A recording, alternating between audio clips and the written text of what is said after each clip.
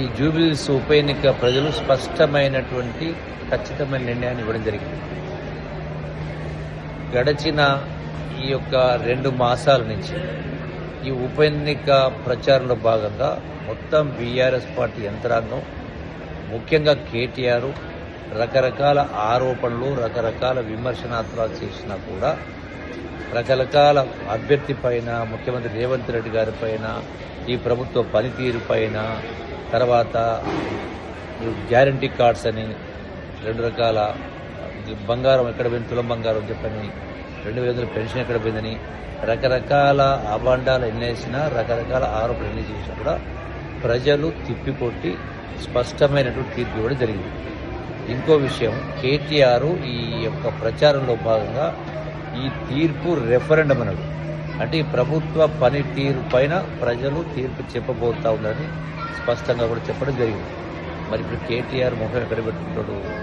స్పష్టంగా ప్రజలు తీర్పు ఇచ్చింది కదా. అంటే గడిచిన మీ 10 సంవత్సరాల దుష్ట పరిపాలనను ఇంకా ప్రజలు మర్చిపోలేదు. మీరు రాష్ట్ర ఆర్థిక పరిస్థితిని దివాలా తీర్చి చిప్ప చేతికిచ్చిన పరిస్థితి తెచ్చినా కూడా ఈ ప్రభుత్వము గౌరవ ముఖ్యమంత్రి రేవంత్ రెడ్డి గారి నాయకత్వాన చెప్పినటువంటి 6 గ్యారెంటీలు కావచ్చు, అభివృద్ధి కార్యక్రమాలు కావచ్చు, చేయబోయేటువంటి మూసీ సుందరీకరణ కావచ్చు, అట్లాగే ఫోర్త్ సిటీ కావచ్చు, ఇంకా పారిశ్రామికీకరణ కావచ్చు, ఇలా సంక్షేమ కార్యక్రమాల అభివృద్ధి, సంక్షేమ కార్యక్రమాల అమలు కావచ్చు, ఎన్నో రకాల చెప్పడం జరిగింది. వాటన్నిటి కూడా ప్రజలు కూడా నచ్చి మెచ్చి తీర్పునివ్వడం జరిగింది. ఇది చెంపపెట్టు లాంటిది బీఆర్ఎస్ పార్టీకి. ఇకనైనా ఈ తీర్పుతోటి ఈ తప్పుడు ఆరోపణలు మాని, పిచ్చి పిచ్చి మాటలు మాట్లాడడం మాని, వాస్తవాల్ని అర్థం చేసుకుని అభివృద్ధి కార్యక్రమాలకు, సంక్షేమ కార్యక్రమం సహకరించారు. కానీ ఏది పడితే అది మాట్లాడు, అబద్ధపు ఆరోపణ చేయడం, అసత్యపు ఆరోపణ చేయడం అనేది కరెక్ట్ కాదు.